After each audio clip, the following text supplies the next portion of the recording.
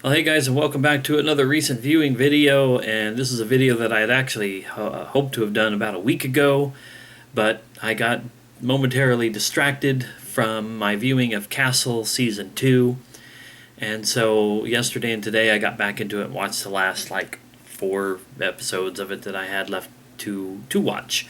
So unfortunately, because of this old brain up here, I'm a little hazy on some of the stuff I wanted to talk about originally.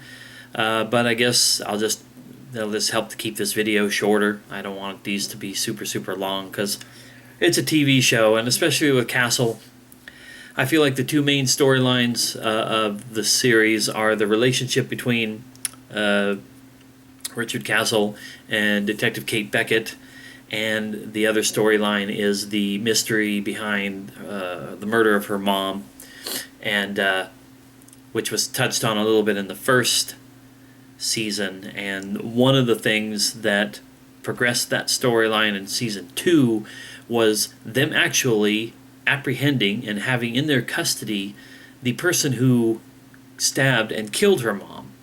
But of course, because it's a show and these kind of storylines progress, that wasn't the person who was behind the motive for the killing of her mom. It was just basically the hitman or whatever, the person who was instructed to do so.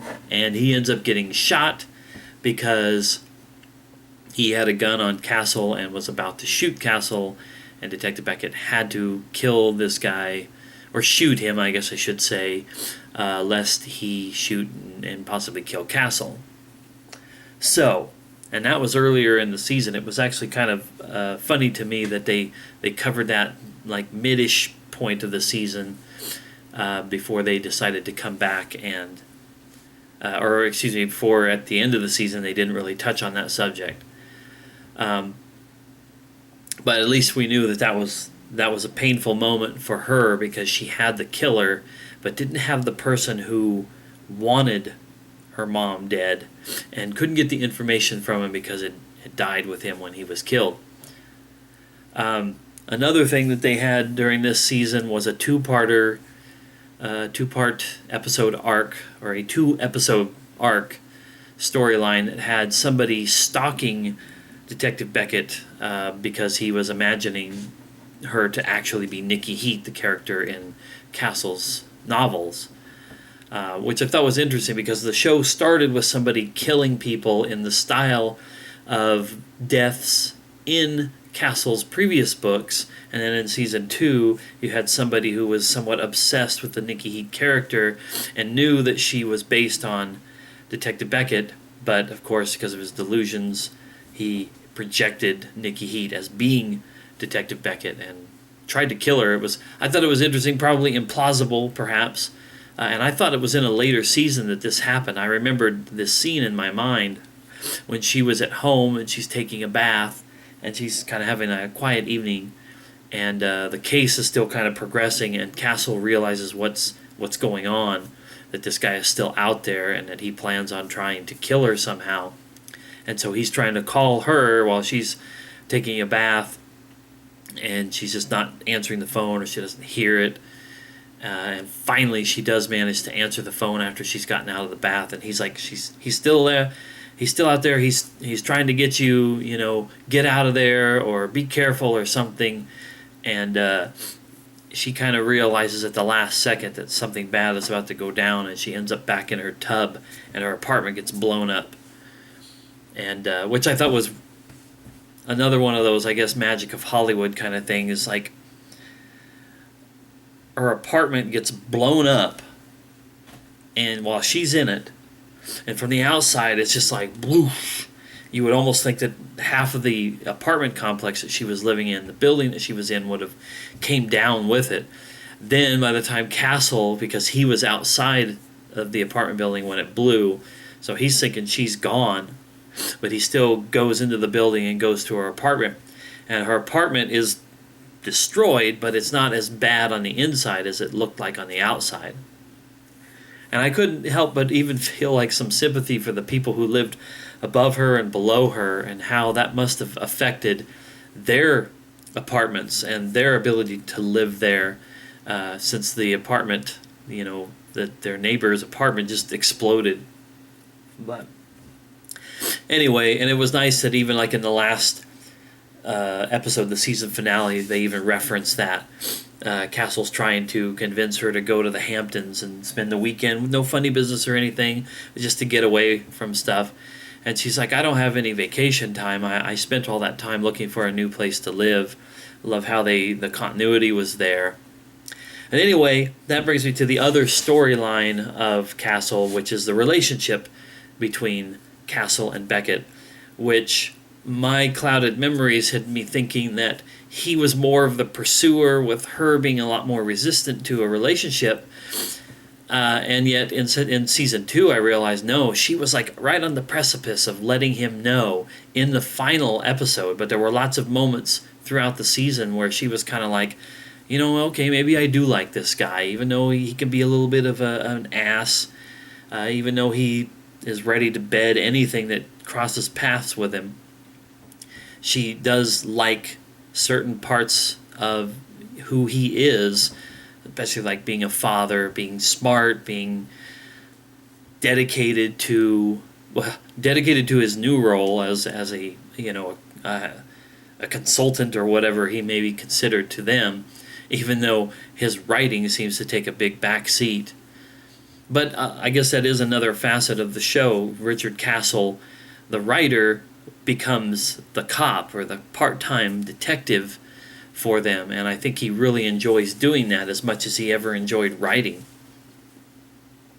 But anyway, so at the end of the first season, I think, so they had another storyline and introduced a character during this season who was a robbery detective who comes in and helps him out every so often with some cases, and starts to kind of hit it off with Beckett. And I think she realizes that Castle is a good guy and stuff. Maybe she's waiting for him to make a move, and it was going to take some other motivation for her to be the one to step up first. But since he hadn't really made much of a move, she becomes attracted to this other guy. And at the end of this second season, she's like, you know what? As much as I like you and you're a great guy, Deming, I think was his name, she realizes that she does kind of have an interest in Castle, and she's going to have to be the one to step up and say something. So she kind of cuts it off with this other gentleman, and then attempts to relay those thoughts and feelings to Castle. Well, Castle had finally given in and talked to his ex-wife, who was also his publicist. I believe that's what she is. Anyway, she's in charge of basically making sure that he gets his ass in gear and gets these manuscripts written and submitted and, do his work. So they spend an evening reconnecting over it, which is kind of funny, but the way he shacks up with his exes was just mind-blowing to me. But they decide that they're going to go to the Hamptons for the summer. He's already told Beckett and the crew at the 54th precinct, 54th, that he's going to take a break for the summer and come back in the fall. It's funny. It's TV. They go on summer hiatus and they come back in the fall. It's a great way for them to explain that kind of stuff. But anyway, he makes a decision that that's what he's going to do, and then he had offered for her to come up and spend some time, but since she was going to spend some time with this other guy, he decided he would go by himself because his daughter was going to be going to a school thing, and he was just going to go up there and write. And then his ex-wife Gina and publicist, whatever, they kind of reconnect and decide that she will go. Thanks, computer, for being loud. She decides that she will go with him and stay on top of him and make sure that he gets this book finished. And, of course, there'll be other things going on, other shenanigans. And Beckett's kind of crushed, and it looked like maybe she was going to make the move and there was going to be the thing.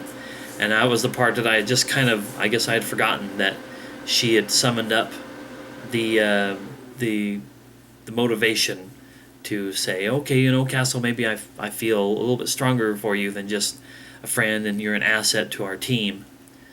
That's typical TV show writing when there are two strong, a male and female lead, and that there's that sexual tension, and there's a will they, won't they have a relationship, will they hook up, and the writers for this knew how to spin that tale. Whoops, they knew how to spin that so that every time one was ready to make a move, the other one was into something else, and the other person would be dejected, and they'd go back down the road. But, spoilers, with Castle, we know in later seasons they actually get married. That was right around the time that I stopped watching, or where I last watched it was when that kind of stuff was going on. So I'm so curious as to how things proceed from there. And so that's why I can't wait to get started on the third season and hopefully try to get this done a little bit quicker than I did this one. And anyway, that's season 2 of Castle. I love this show. I can't recommend it enough. I know that there are people who probably would be turned off by a kind of a cookie-cutter police procedural show that focuses more on the relationships between the people who investigate these cases than the cases themselves. But I think it's awesome. I think it's funny. I think it's touching. I think it's dramatic. And I think it's one of the best shows on television today and that's ever been on television. So, bold words and all that. But anyway, I'm done. I'll see you next time. Blah, blah, blah, blah.